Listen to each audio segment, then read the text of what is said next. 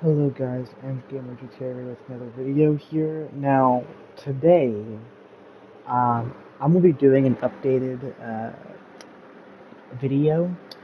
Uh, I figured it was about time to do an updated video on my favorite worlds in Sims 4. And today I will be doing a world tier list. Uh,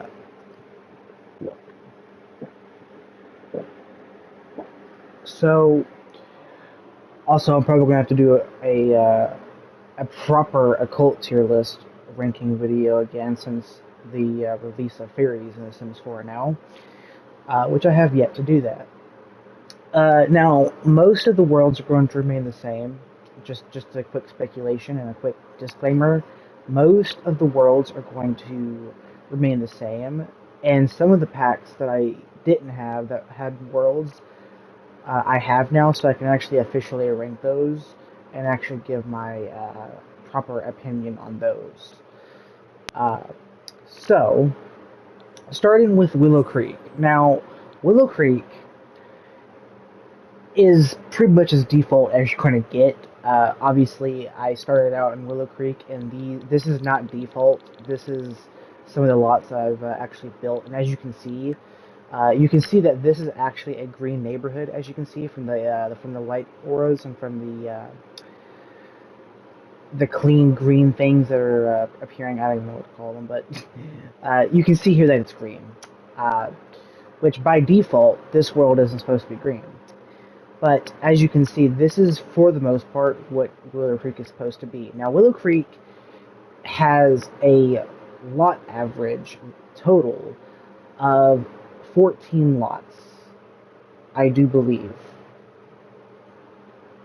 Uh, there's not many lots, but it definitely does surpass uh, a lot of the modern worlds, which is kind of crazy because you would think that the worlds would actually improve with overtime, and in some cases they do, but in other cases they don't.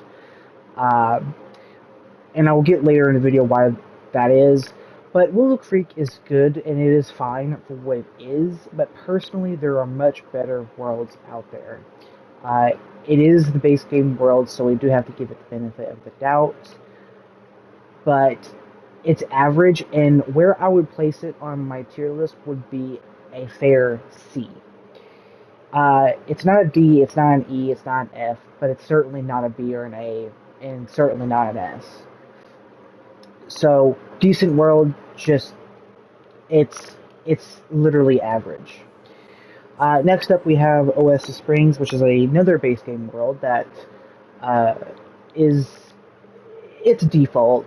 It is as average and as uh, classic as you get, except this time you move on to a more desert-like feel. Like the whole area is deserty, with a few grasslands in a few certain areas of the world, but it's mostly just desert. You do get a few notable mentions here when it comes to townies. For example, you do have the land grabs here. In Willow Creek, you also have the Goths, which I should have said something about them, but I did not. Uh, and you also have the Caliente as well uh, here in Oasis Springs. And oh yeah, you also have roomies. I forgot about that as well. Uh, and then you have Zest. You have Johnny Zest over here. But uh, overall, Oasis Springs, pretty decent world. It has a park directly in the middle of the world, which is crazy to think because the scenery of the park basically gives you the feeling that it is like right on the edge of the world because this area over here seems like it's over here, if that makes any sense. So it's like an inaccurate representation of the world. Uh, so it's not very logical, and it doesn't make a whole lot of sense because if this is the middle, you expect it to be in the middle, and you expect if it's the middle, you also kind of expect there'd be like a town square. The same thing for Willow Creek. There's no town square at all. You do have a museum over here, which is right here. This is the library. You do have a museum, but it's not a library, or it's not a town square. Um, so that's kind of unfortunate. But Oasis Springs, I give it a B. I personally like it just a bit better because it gives like that warm atmosphere, in my opinion. And even if it's winter, you're not ever going to experience any snow, which is kind of downside because I do like snow. So if you have seasons installed, and if it's winter, and if you're living in Oasis Springs, uh, then you're never going to experience snow. It's just too warm there. So yeah, that's unfortunate, but it makes sense. You don't expect it to actually snow in a deserty world, so I guess good on them for making it logical. Now, Newcrest is a bit of an interesting one. Newcrest didn't come with the base game initially. It came with a base game update. I don't know exactly when the update was. I think it was sometime in 2017, so almost 8 years ago now, which is kind of crazy to think because uh, that's crazy. Um, it either came out 2017 or 2016. I could be mistaken on both those accounts, but it was a patch that came with Newcrest. That's not the only interesting thing about Newcrest. Uh, Starting out by default, it has no built lots. They're all unbuilt and all completely empty. This can be good and bad. It can be good because it gives simmers the building potential. It's bad for simmers who are either on console and are not bad or are not good at building, or they're just on console. I'm on console. I'm a decent builder in The Sims 4. I'm not going to give myself credit. I'm not going to brag about being the best builder in The Sims 4. No, absolutely not. I'm not. I'm on console. I'm on PS5, so I'm really, I'm not going to be the best builder. Now, Newcrest is similar to Willow Creek, and it has a very similar feel to it. And in my personal opinion, I just I don't like it personally. I just don't like it. The reason being is it only has two. Let me go to the. Actually, it has three. Never mind. It has three distinct different neighborhoods, which is really not much. Uh, I it's decent, I suppose. It's really not my cup of tea. I give it a solid. I give it a solid C, maybe even C minus. It's not good, in my personal opinion.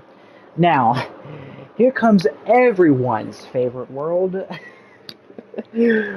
That was sarcasm, by the way, in case you couldn't tell in my voice. We have Magnolia Promenade. This is the first pack world, and it came with Get to Work, which is embarrassing. I don't even know why it came with Get to Work, because Get to Work is a better pack than the world itself, and that's saying something. Magnolia Promenade, I the only thing I'm going to say about Magnolia Promenade is that it's a great tutorial world. That's it. It gives you like it gives you like a tutorial of like retail businesses, and that's it. And it has one empty residential lot. That's it. It has nothing else going for it. Nothing else. And it's very similar to Willow Creek as well, but you're living near a dock instead. That's literally the only difference. And there's really not much to do in this world, and you can't really explore much.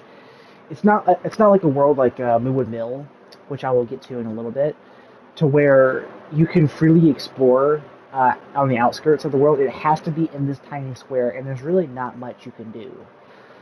Uh, but in Newcrest, Oasis Springs, and Willow Creek, I should have mentioned this about these three. Because they're bigger and because there's more areas to explore, there are much more things you can do compared to Magnolia Promenade. So that gives a lot of points away. That takes a lot of points away from Magnolia Promenade.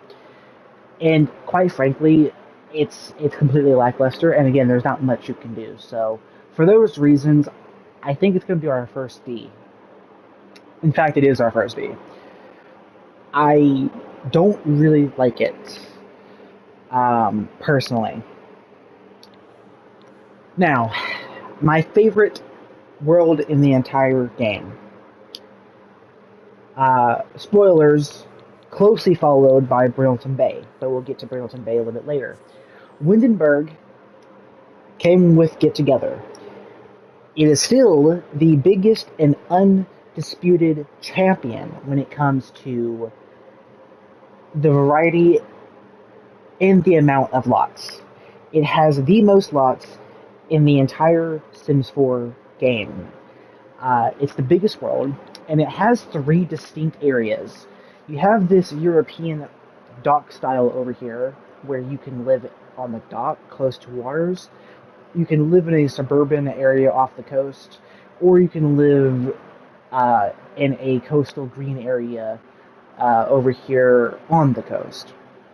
Now, it has, and please keep this, bring this into your ears right now. It has It has not freaking 18, not 19, not 20, but 21 lots. Put that in your brain for a moment, would you? 21 lots. I'm sorry, no other world comes even close to beating that. The closest, I think, is, I want to say, something's wanting to tell me in the screen, but I'm not sure. Uh, but I don't think so. Uh, it's still the undisputed champion when it comes to the amount of lots. It has pretty much all of the necessities and all of the different amenities. Like it has a bar, it has a cafe, it has a library, it has a nightclub. It has even a few other different lot types that wasn't even aware of. It even has a pool, which is kind of crazy. And then it has a special bluffs lot type, which is very specific to this neighborhood. Now, not to mention, I just love Get Together. Get Together is one of my favorite packs in general because it has my favorite. It has clubs. It introduces clubs, uh, which is one of my favorite things ever in The Sims 4. You basically get to create your own group of people or cult sims. Uh, this basically allows you to create packs, like legitimate packs. If you have The Sims 4 werewolves, you can literally just have a werewolf pack when it comes to clubs. So it's it's crazy, and I love it. But the world itself is really, really awesome. It's an instant, and it's easily the first S tier. I'm sorry. Uh, Again, very, it's undisputed, um, and no other world can probably come up close to it at this point. Uh, so, Save Myshuno. Okay, now, came with City Living, came out 2017. My only gripe with Save Myshuno is the fact that they're all apartments. I know that may seem a bit of an undertake because you're literally living in a city, but I think there should be at least a couple of neighborhood, like, there should be at least a bit of a suburban area over here to the right where you can click on and you can actually live in the suburban area. Not just this big urban jungle that you're forced to live in. I do like apartments, I do, but it doesn't really pair well, especially if you have a horse in your household. You are completely forbidden to have your horse even remotely nearby because they're too big. So, yeah. Uh, San Myshuno is decent when it comes to lot size and lot types. It does have a park right here on the southeastern side. But over here, I do think it could have been I think it could have been noticed, and I think it's not hard to notice that there could have been a few regular residential lots over here, uh, to where you can still come over here and actually visit it, but it's not an open world, unfortunately. Um, Unlike The Sims 3, which is kind of sad, but yeah. I mean, what can you do? Um, but over here, you could definitely tell that there was some missed opportunity over here when it comes to just regular residential lots. But hey, it is where it is. San Myshuno is still decent when it comes to exploration. And that's another thing about Windenburg that I should have mentioned. Because of its sheer size, it should be noted that there's a lot you can do. There is a lot you can do. There's a lot of exploration. There's a lot of different collectibles you can get. Uh, Again, Instant S. San Myshuno is kind of the same deal. It's big, it has a lot of lots, and there's several things you can do. There's a lot of city activities that you can do here, and there's a lot of vegetables that happen uh, in these areas. So for that, I will give it extra points. But because there's no regular residential lots, especially over here where it seems like they could have put some, yeah, that's going to lower it slightly for me. Also, right here too, like you could live like on the East Coast, over here on this tiny little island. Why didn't they do that? All in all, though, I still really love San Myshuno. It's still a good world. Uh, I give it an A, A minus, A minus for awesome, but still missed opportunities. There you go. Now, the first game pack world. Um, Now, actually, legitimately, this is the second game pack world because we had Outdoor Retreat, which came with a destination world of Granite Falls, but because I don't have Outdoor Retreat, you can't actually view it, so we're leaving that out. So, the first game pack world that I can actually review and actually showcase is Forgotten Hollow, which came with vampires. Now, Forgotten Hollow is a bit of a disappointment for me, I'm not gonna lie. Here's why. Because, for one, there's only 5 lots, so there's really not many lots you can actually live on.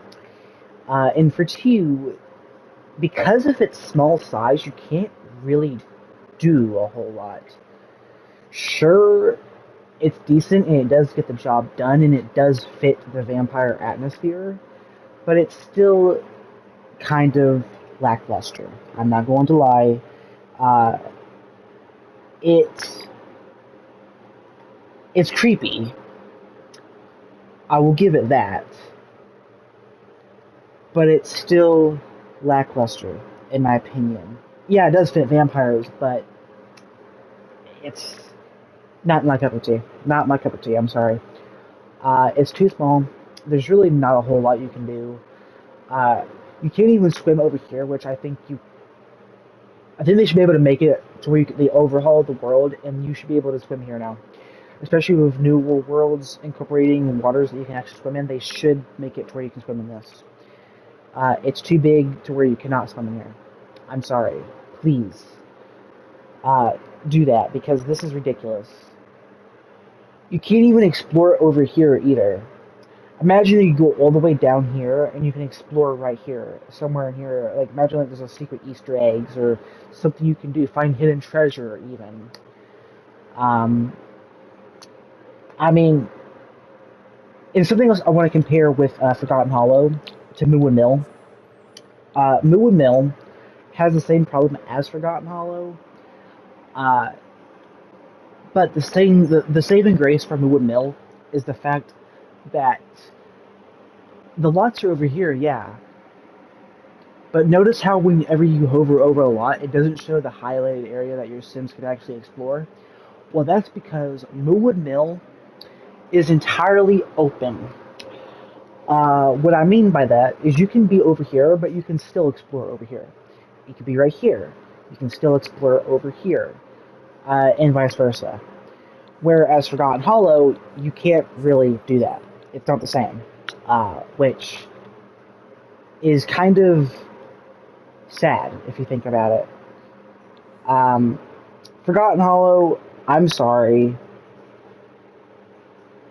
While it does fit the theme very well for vampires, it it's just, it's way too small. It's way too small, and there's really not much of exploration you can do. So for those reasons, I'll be giving it a B minus.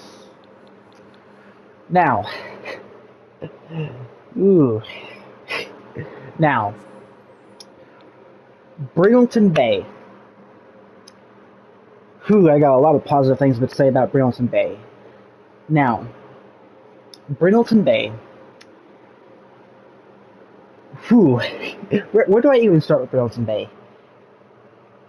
Firstly, it's immediate S. It's an instant immediate S. I love it so much. Uh, firstly, uh, it has basically four unique areas. Four unique areas, and that's kind of saying much. We have 1, 2, 3, and 4, which is the most neighborhoods in every single lot, or every single neighborhood, out of all the neighborhoods, and out of all of the worlds. Um, Brindleton Bay, I absolutely love. It came with. I should have mentioned this earlier. It came with cats and dogs, um, which is already a plus because I love cats and cats and dogs, in my opinion, is completely needed. One downside, though, for Brindleton Bay is the fact that if you have seasons, it constantly rains here. Like, it constantly rains here. Not to mention, if you have thunderstorms enabled, it constantly has thunderstorms here. So, if you do live in Brindleton Bay and if you have seasons installed, I immediately recommend turning rain off, or at least thunderstorms, because if not, you're going to be experiencing rain here almost every day. Or if it isn't every day, it's pretty much every other day. And the same thing for snow during winter. But the thing with winter is I can actually handle snow. Uh, it's not as bad. But something else I love about Brindleton Bay is the fact that there's a lot of exploration value, and it always gives like this cool fall atmosphere. Like even if it's summer, like you have these trees in the background that have orange and yellow leaves, giving the impression and giving the illusion that it's always fall here. Uh, I love that. I honestly love that. Over here, you do have a museum, and you do see a pet cemetery, and at night in which ghost pets will appear. That is, ghost cats and dogs, of course. Uh, so that is kind of cool. And there's also well, it's not really cool at all because whenever I see cats and dogs, ghost cats and dogs, it's sad for me. I don't like it. I prefer my pets to keep living, you know. But um, there's also a woohoo location over here, and it's very specific. You can woohoo in the lighthouse over here, which is unique to this world, and it's a very unique uh, woohoo location that you can only come there and actually do it. Uh, so yeah, Brindleton Bay, Chef's Kiss, I absolutely love it. Instant S. In fact, it's S plus. Same for Windenburg. I would live here, honestly. Now, oh God, how can we go from such an extreme spectrum to loving it to absolutely hating it? Uh, Del Sol Valley is just such a disappointment, in my opinion. Look at it. Look how miserably small Del Sol Valley is compared to Brindleton Bay. I mean, look at this. Look, if I go back to Brindleton Bay, look at this. Look at the size difference. And you go back to Del Sol Valley. I mean, look at the size difference. I mean, it's uncomparable. It's the smallest expansion pack world in the entire game. It only has three distinct areas, and it's based off of Las Vegas, uh, or is it Los Angeles? Actually, I think it's Los Angeles. It's still, even that doesn't save it for me. The lots here are atrocious, especially the freaking Pictures Museum, the Plum Bob Pictures Museum.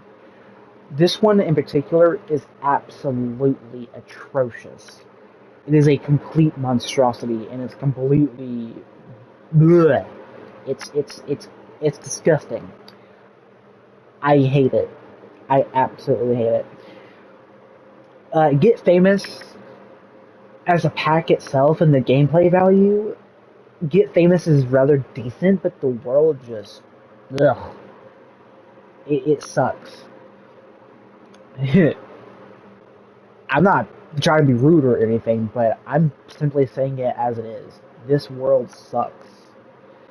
Uh, the only saving grace for Dilso Valley is the fact that there is some Easter eggs, and you can find homeless people, homeless Sims, in this case, over here, under this bridge. Of course, you can't actually interact with them because it is an open world. Uh, but over here, there is clearly missed opportunity. Look how many lots they could have added over here. Like, there's one big empty wasteland over here that they could have put over here. But no, they didn't. They didn't even bother to add those. That's completely disappointing. By far, the first easy F tier for an expansion pack. It should not be that small.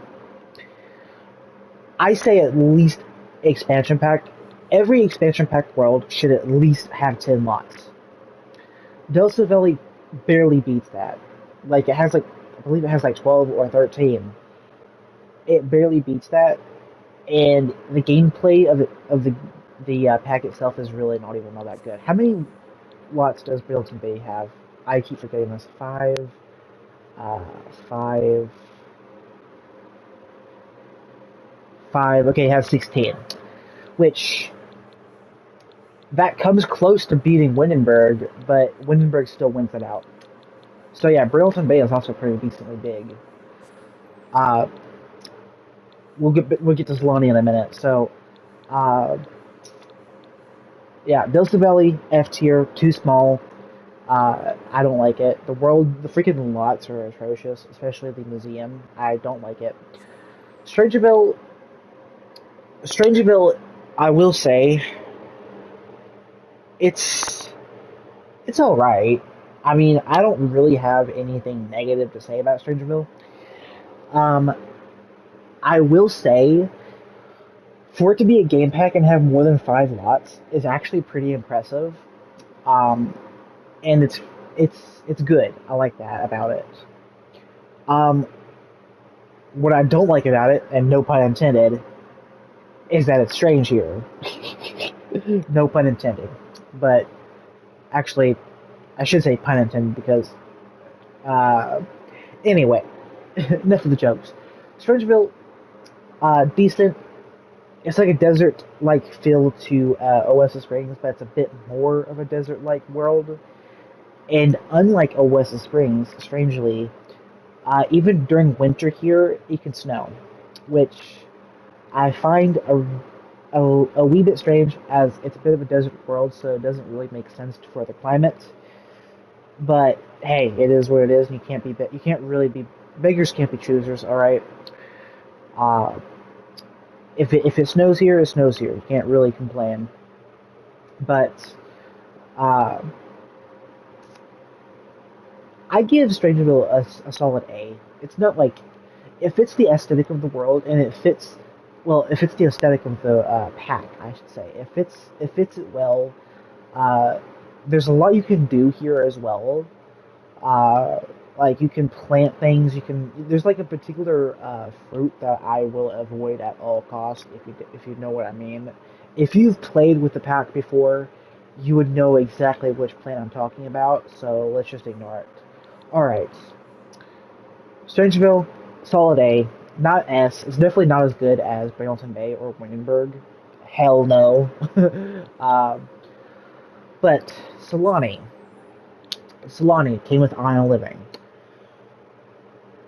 Sulani is absolutely gorgeous. Sulani is for those simmers who really love to be around water and love water activities. It's literally next to the ocean. Uh, and there's 3 distinct areas, similarly to Del Sol Valley.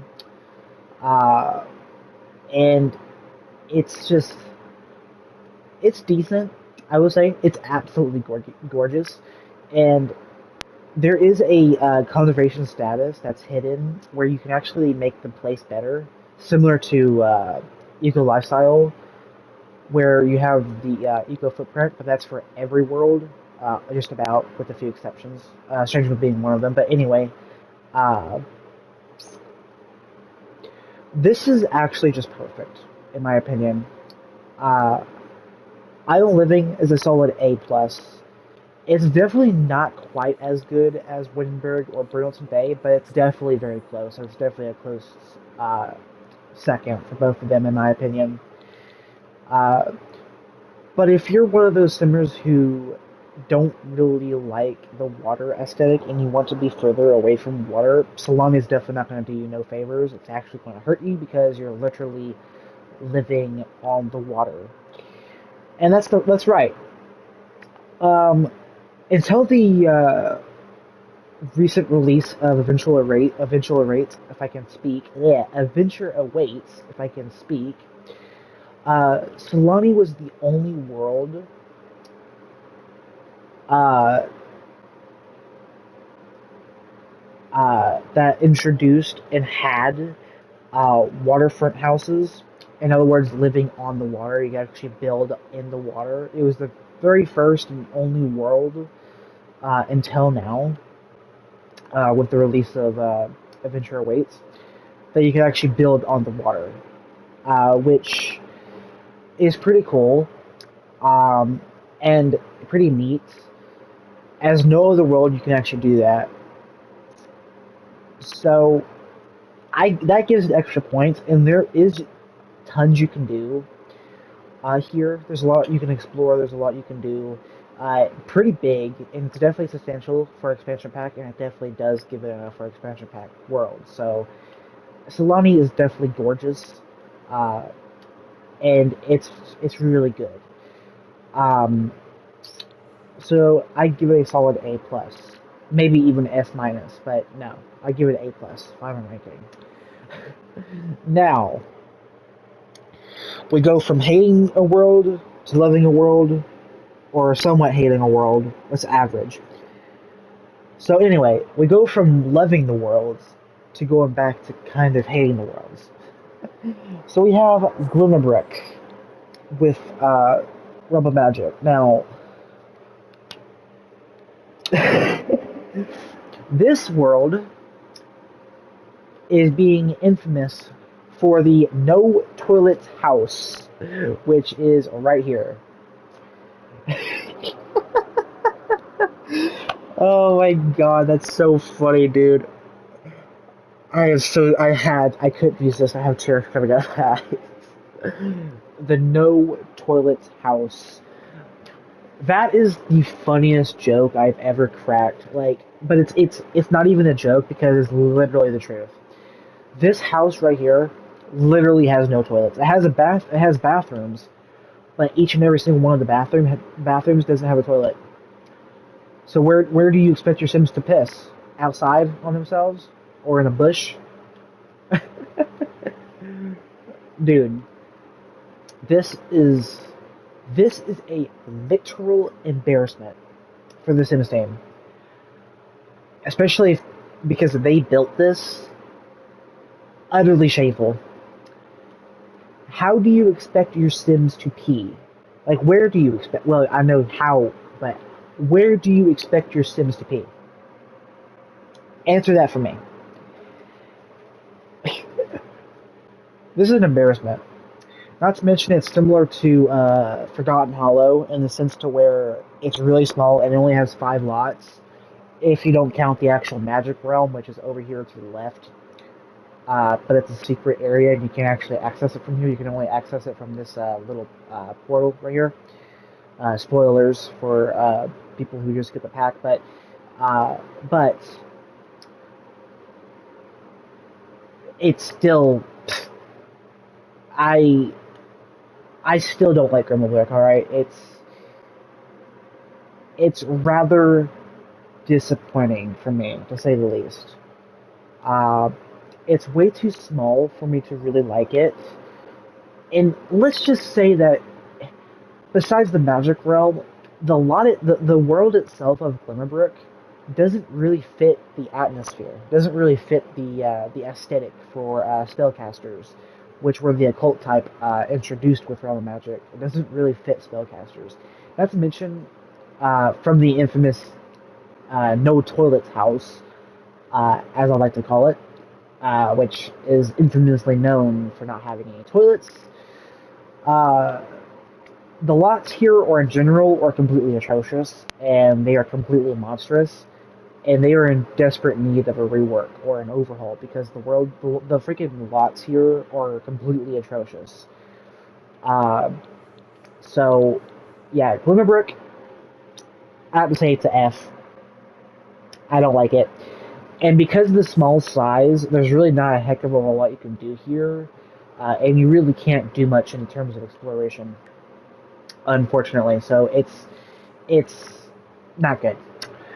Britechester. Now, the immediate plus for Britechester is the fact that it comes with the Discovery University. Now, the immediate plus for Britechester is the fact that the universities are completely separate, so you don't get them confused for one another. So that makes it easier to distinguish them. So you have Britechester over here to the right, and you have Foxbury Institute over here to the left. So you literally cannot get them mixed up. And then you have the central town over here, which is pretty cool, that you can explore and live off campus. Which, if you're in college, and if your Sims are actually living in college, you can live on campus over here for both universities, but you don't have to live on campus. You can actually live in the town if you really want. So that's an immediate plus for when it comes to uh, Britechester, is the fact that it's really easy and you don't have to go out your way to be like, oh, which one is Foxbury Institute and which one is Britechester? Well, you're not going to get confused. You're not going to get confused. You're not going to get confused at all. You're not going to get tongue twisted. You're not going to get confused. Uh, it's really easy to distinguish both universities and both colleges. Uh, and then you have the central town here. Uh, Despite that, though, unlike other bigger worlds like Brindleton Bay or Windenburg or even Sulani, despite its bigger size, there's really not a ton you can do besides the activities uh, on campus for both universities. There's really not a ton you can do. So that kind of lowers it for replayability value, but it's still relatively decent, and I do like the option of just living in town if you don't prefer to live on campus, so you can live uh, uh, in the town, which is a big plus for me. Um, so yeah, for the reasoning of it having not much exploration value because of having very limited campus only activities that are new compared to any other pack, uh, I give a solid B plus. It's definitely not A, uh, because that would be too high. So it's definitely a decent world, and I don't hate it by any means, and it does certainly get the job done. Okay, now moving on to one of my most favorite worlds, and probably one of the most underrated worlds, and that is Evergreen Harbor, King with Eco Lifestyle.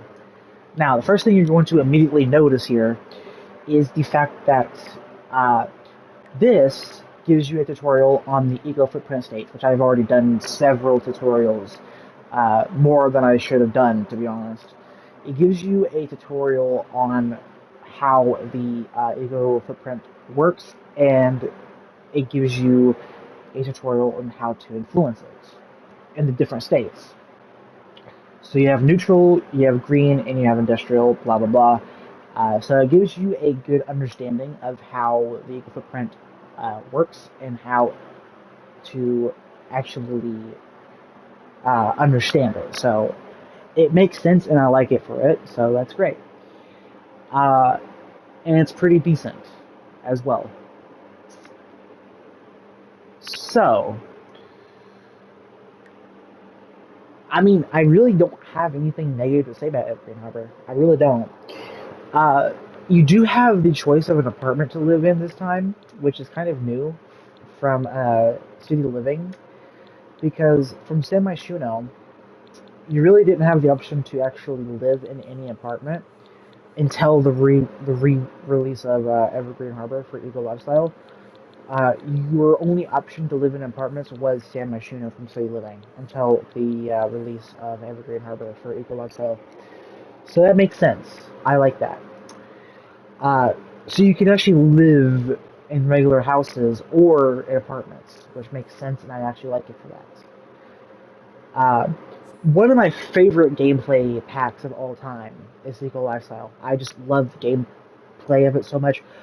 I don't care what anyone else says. I love the Eco Footprint gameplay. I do.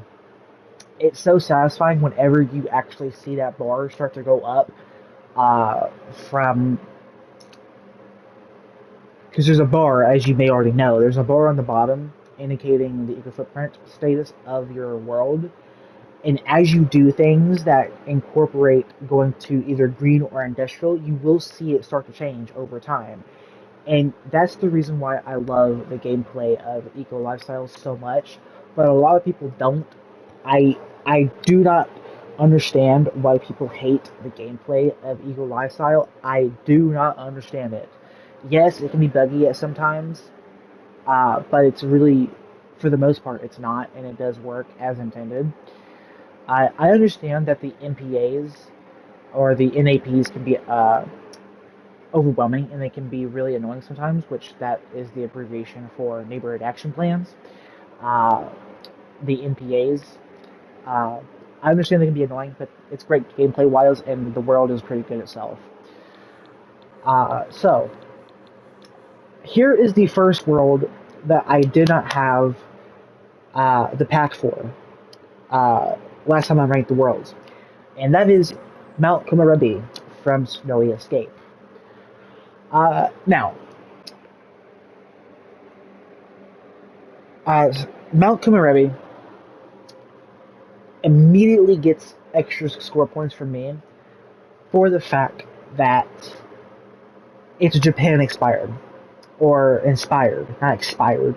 It's Japan inspired, and there's a lot of Japan, yeah. There's a lot of Japanese culture experiences that you can experience and that you can actually do. And there's a lot of activities that you can also have here, which I really like. And you may notice that it's decently, there's not a huge amount of lots, but it certainly does get the job done. Uh, and it definitely fits for those people who actually really like snowier worlds. Uh, if you're living up here, there is a residential lot over here that you can actually build on. Uh, I didn't even know that there was a.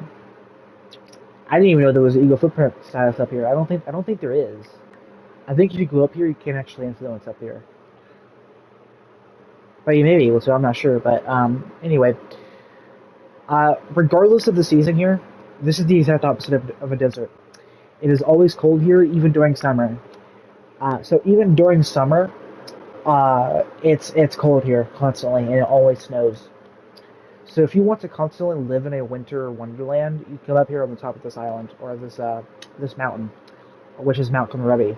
Come up here, uh, and yeah, you can literally just live in a snowy forest. Now here's another place for Mount Komorebi that I really like. There's a secret area that not many people know about uh, for Mount Komorebi, and you can actually explore a secret area of Mount Komorebi, and that is Mount Komorebi's peak.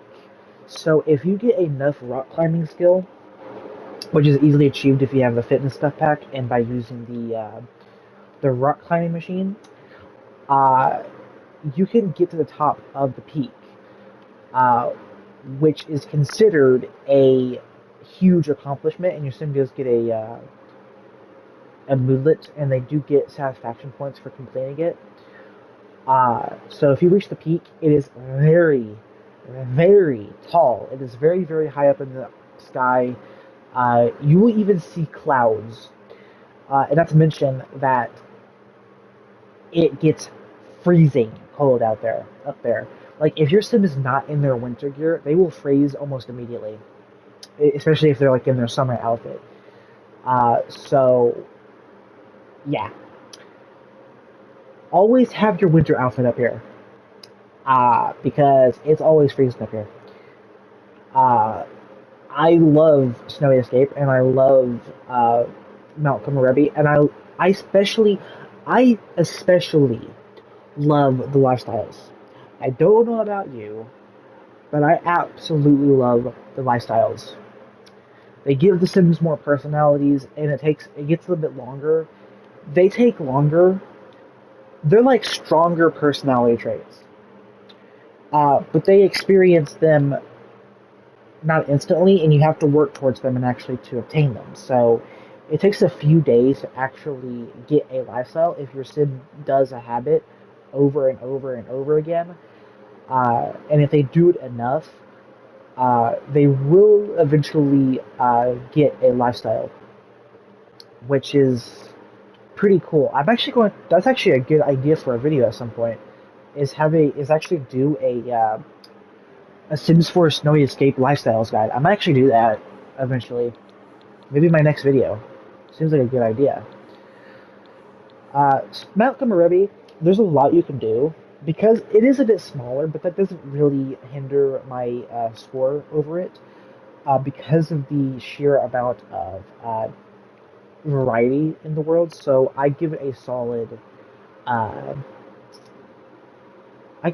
A plus. It's definitely decent. It's better than Britechester, but it still doesn't beat Brindleton Bay or Windenburg. I'm sorry, nothing probably ever will beat Brindleton Bay or Windenburg or Sulani because they're all three god tier in my opinion.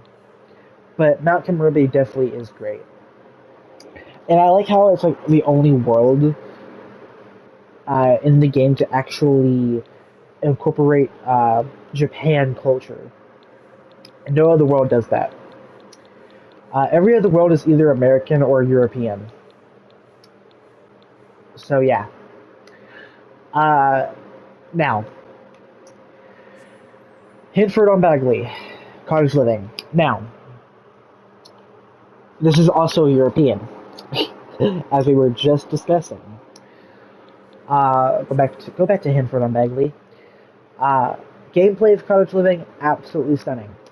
The world of Henford on Bagley, the same thing for Sulani. It's absolutely gorgeous. I absolutely love the world. It gives like the countryside feeling. You know how city living with San Myshuno is all urban? Well, Henford on Bagley is the opposite. It's completely suburban. Maybe even a few rural areas as well. Like over here, for example, you have like these little. You can like turn these lots into like farms if you really, really want. Uh, and there's a lot of there's a big local town over here, which is the town square of Henford on Bagley, uh, where you can meet uh, a lot of locals, and you can actually do favors for them. I don't know if you know this, uh, which gives Hinford on Bagley more points because there's a lot more exploration you can do here. I'm starting to get congested, so that's the reason why I may take pauses here every once in a while. Sorry about that. But uh, Hinford on Bagley is definitely really, really, really, really good when it comes to gameplay. The gameplay of Cottage Living is really good. It's definitely good in size, not the most amount of lots, but it definitely does have a decent amount. It's definitely more than Del Sol Valley, and the lots here are pretty nice as well. They're not atrocious like Glimmerbrook or Del Sol Valley. They're not atrocious like Del Sol Valley or Glimmerbrook, so that's great. Um, but it still doesn't beat Brindleton Bay. It still doesn't beat Windenburg.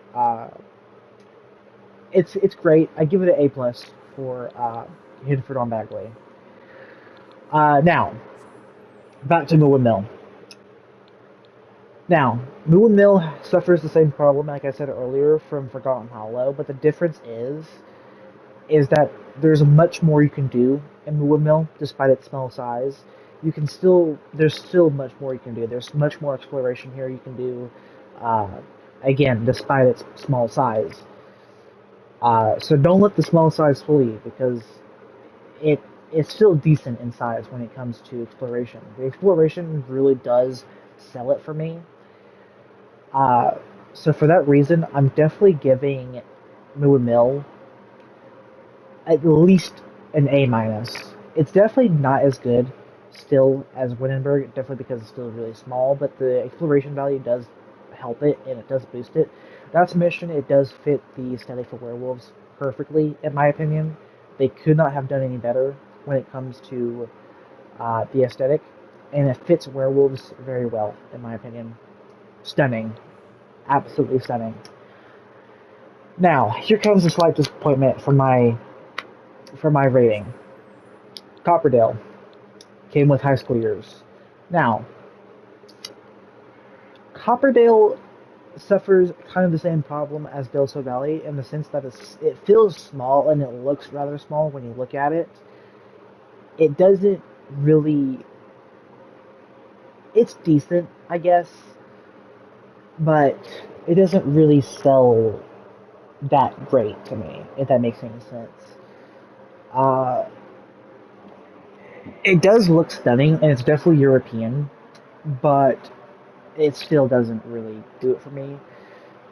And there's really not, despite its bigger size, there's really not a ton of new activities you can do here, and that's kind of sad. I mean, sure, you can come over here to like the little fairground on the dock here, but that's just about it. Like, you can't really do much. There's really not much else you can do, and that alone makes it D for me. But because of the necessity of high school years and having your teenagers go to school, uh, I guess that brings it up a little bit, but it's still no, no, no. The the big size kind of makes it a downside if there's really not a heck of a whole lot you can do. Like, you have like this big full space, and all you can do just about is literally come to this fairground and enjoy some park rides. That's it. You can't really do anything else. So you have this empty uh, area over here with just about nothing you can do. So, uh, kind of disappointing if I'm being honest. Uh, so yeah, very sad. Copperdale, I give it a C minus. It's it's really really really not good. It's definitely below average. Now, San Sukula. I hope I'm not butchering that. Came with Growing Together. Now, uh, the problem with San Sukula that I have is the fact, why is it so small? Care to explain why does San Sukula look so small to me? It looks so small. I understand that not all worlds can be big, but why is it this small? I why why is it this small? I I I need help to understand why it's so small. This is disappointing for me. Yeah. Um, and despite the gameplay for Growing Together, there's really, really not a ton you can do. Um, and that alone makes it disappointing for me. Um, yeah. Growing Together, for me, personally, as a pack in general, is kind of underwhelming and disappointing. And San Sequilla doesn't do much better. I hate to say it, but San Sequilla just doesn't look very uh, appetizing to me. Um, uh, yeah, yeah, I don't like it. Uh, Now, Chestnut Ridge Horse Ranch. Now, what can I say about Chestnut Ridge that's actually positive about it? Well, it does do decently well when it comes to separation. Like, you have the Gulch over here, you have the town square, you have uh, the a bit more the ranch area over here for your quote unquote horse ranches over here. Uh, but that being said, all this pack introduces is horses and horse championships, and just that, nothing more. Yeah, in my opinion, the big size for such a little gameplay value doesn't really do much to help the pack, in my opinion. Uh, I'm sorry, Chestnut Ridge is getting a C minus just because of how useless all of this full space is. Sure, the builds are good. The horses themselves, I will say, they're well done. They're well animated. Their animations are really well done. Uh, and yeah, but the gameplay and the exploration value for such a big world doesn't really put two and two together. In fact, you're actually doing quite the opposite, so you're lowering your score because if you have a full big area to explore in, you expect to be able to actually explore the whole area. So that leaves a big downside. Chestnut Ridge aesthetically does bring out the good in it, and it does bring the aesthetic world for ranch life, but all of that empty space, all of this full space with nothing to do in it, completely lowers it for me. So I give it a C minus. So the last pack and the last world that I can rank for now is Innisgreen. Came with Enchanted by Nature. Now, Innisgreen immediately right off the bat is fucking gorgeous. Excuse my language, but it is fucking gorgeous. And it has three distinct areas. It has this little harbor area. It has this little suburban slash rural area that you can live in, and then it has the ferry Everdew that your fairies are going to really love to live in. Now, firstly, uh, Innisgreen does fairies favors by fitting the aesthetic really, really, really, really well. And it's really decent, and there is enough lots here that I think that it sells it pretty well. Uh, and there is good enough exploration that you can do. There's not a ton, but I think it's enough to actually have decent gameplay value. Uh, and Enchanted by Nature is one of my favorite packs in general, so that just makes it even better. I may be biased, but that's my opinion. So there you have it, guys. Innisgreen gets a solid A for me. So there you have it, guys. This video was undeniably long, and I apologize. Over an hour long, but I wanted to go in depth, and I wanted to rank these all the worlds fairly and in detail. So I apologize. Hope you guys enjoyed my video. I'll see you guys in the next one. My name is Andrew, and I'll see you guys in the next one. Peace out.